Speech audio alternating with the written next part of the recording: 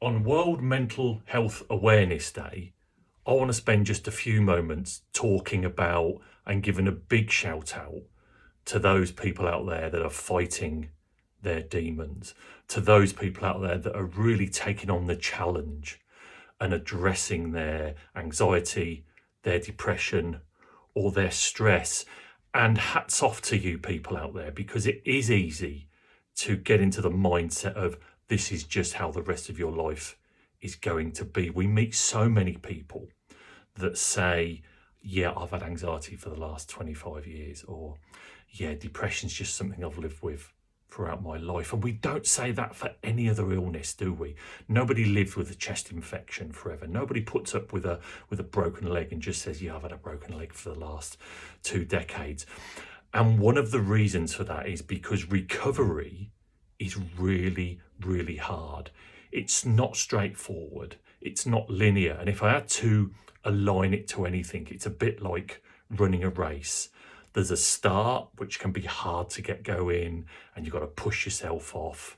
And as many of you know, you're then in that middle of the race and you're trying to catch your breath and you're trying to get into that more easier place. But with mental health recovery, suddenly the 5K course goes off in a different direction. It goes in a different path that you weren't expecting, and it's suddenly uphill, and then it's downhill again, and then it's uphill again. And I found one of the challenges as well is that just as you're coming, if it was a 5K race, just as you're coming to the end of that 5K, somebody says, actually, that's not the end. There's a bit more to do. And then there's a bit more to do. And that can really jump and get you, that there's more to do. I've got to put in more hard work. Yeah, you have. And it's hard. And what that demands of us is something that we've all got. That demands of us our courage. And nobody is born with courage. It's something that you learn.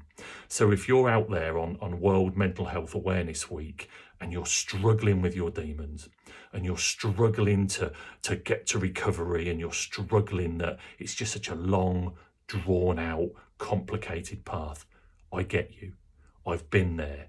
There's times now when I'm still there, when I think, oh, is this the end of my journey? No, it's just another part of the journey.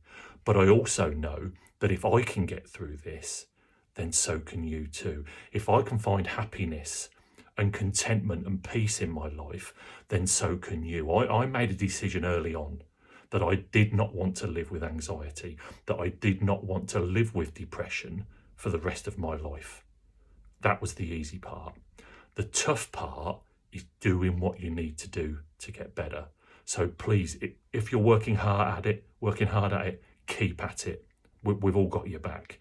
If you're worried about starting that journey, please don't live with anxiety or depression. You don't have to. You don't have to. You can get better.